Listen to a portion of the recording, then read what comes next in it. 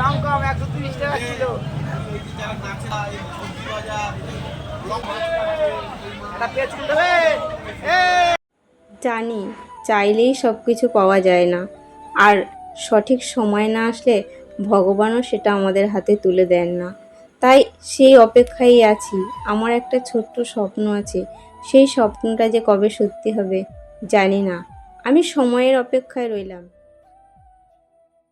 Good morning, কেমন আছো? এই যে সকাল সকাল বসে পড়েছি, মাথায় তেল লাগা। এই বর্ষাকালে চুল ওঠা একটা দারুণ প্রবলেম। আমার তো বর্ষাকাল এলে মাথার চুল পুরো ফাঁকা হয়ে যায় উঠে। এবছর কিন্তু ওঠেনি, কারণ আমি এবছর একটা জিনিস ব্যবহার করছি।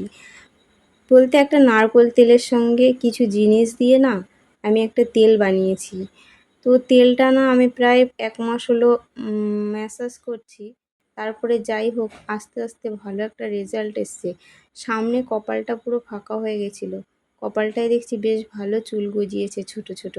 আবার পিছনটায়ও বেশ চুল যেটা উঠছিল সেই চুলটা ওঠা একটু বন্ধ হয়েছে। তবে কি ওই যে চুলটা মাথাটা চুলের ডগাটা একদম লেজের মতো হয়ে আছে, ওটাকে ঠিক করতে হবে। তবে জানি না আদৌ ওটা ঠিক হবে কি না। এখন এই যে পরিমাণে চুলটা দেখতে পাচ্ছ, আগে এর ডবল। সব কাজ করে আছে, সব কাজ রান্নাঘরে ফেলে রেখে আমি আগে চুলে তেল লাগিয়ে। এদিকে ছেলেরও পরীক্ষা শুরু হয়ে গেছে। আজ অঙ্ক পরীক্ষা, ও অঙ্ক করছিল। মাঝে মাঝে গিয়ে আমি আবার একটু দেখছিলাম ঠিকঠাক করছে কি না। সকাল সকাল রান্না করতে হবে, ও আবার খেয়ে পরীক্ষা দিতে যাবে। এবার আসি আমার সেই স্বপ্নের কথায়। আমার একটা ছোট্ট স্বপ্ন বা ইচ্ছা বলতে পারো, যে ইচ্ছাটা হচ্ছে এই যে ঠাকুরের সিংহাসনটা দেখতে পাচ্ছ, এটা পাল্টে একটা নতুন, সে এখন বেরিয়েছে বড় সিংহাসনগুলো উঁচু, ওইগুলো নেওয়ার খুব স্বপ্ন। কিন্তু এখনও এই স্বপ্নটা বা ইচ্ছাটা পূরণ করতে পারিনি। তাই ভাবলাম আমার ঘরে তো একটা টেবিল আছে, সেটার উপরেই ঠাকুরকে সুন্দর করে সাজিয়ে গুছিয়ে রাখলে কেমন লাগে একটু দেখা যাক।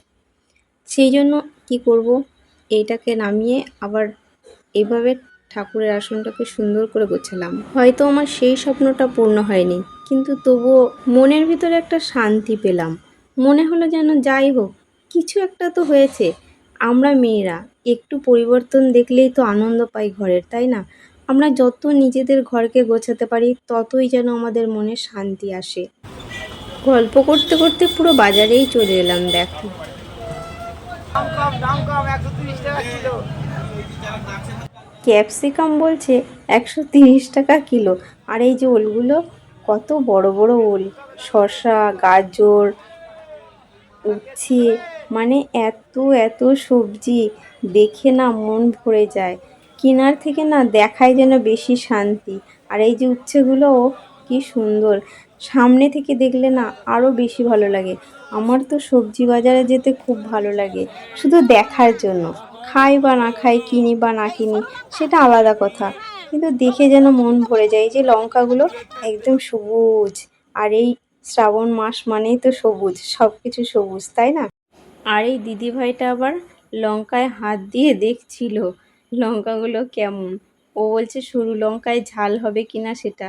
তাই ওই দোকানের ছেলেটা বলছে একবার একটা নিয়ে খেয়ে দেখো। এটা কিন্তু একটা পাইকারি বাজার, এখানে কিন্তু 100-200 বিক্রি হয় না, এখানে কেজি কেজি বিক্রি হয়। আর এই বাজারটা আমাদের মেমোরি স্টেশনের পাশেই, মালগোডাউন বাজার। এখানে বিভিন্ন জায়গা থেকে মানুষ আসে কেনা বেচা করার জন্য। যেহেতু এটা একটা পাইকারি বাজার, অনেক চাষিরাও আসে তাদের মাল এই আড়তে দেওয়ার জন্য। এদিকে এই যে রান্না বসিয়ে দিয়েছি, আর একটা জিনিস দেখাই তোমাদের, তারাও এই দেখো আমি ডিম এনেছি কিনে বাজার থেকে। ডিমের অবস্থাটা দেখো একবার। এই ডিমগুলো কি করে এবার রান্না করব,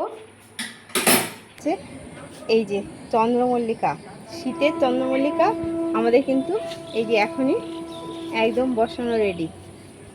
সব দেখো কত চন্দ্রমল্লিকা, আরও প্রচুর চারা দেওয়া আছে, এগুলো সব শীতের সময় ফুল ফুটবে। ভেবেছিলাম ডিমগুলো দিয়ে আলুর সঙ্গে ঝোল করব, কিন্তু সেটা না করে লাস্টে ডিমের কারি বানালাম, কারণ ডিমগুলো দেখে মনটা খুব খারাপ হয়ে গেছিল।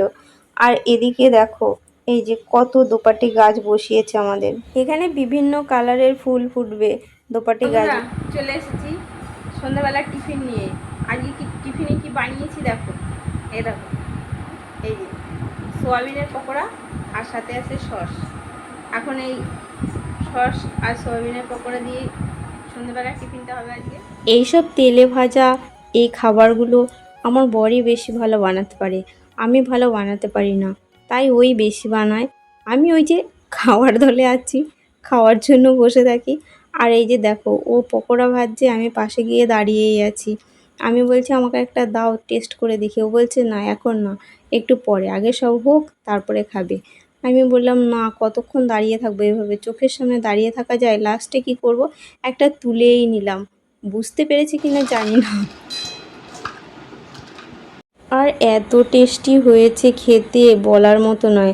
আওয়াজটা কেমন ঝনঝন করলো দেখলে তো? সত্যি খেতেও যেমন সুন্দর হয়েছে, আর তেমনি একটা মানে মুচমুচে ভাব হয়েছে। এরকম সোয়াবিনের পকোড়া হয় জানতাম না। এই ভিডিওটা তাহলে এই পর্যন্তই।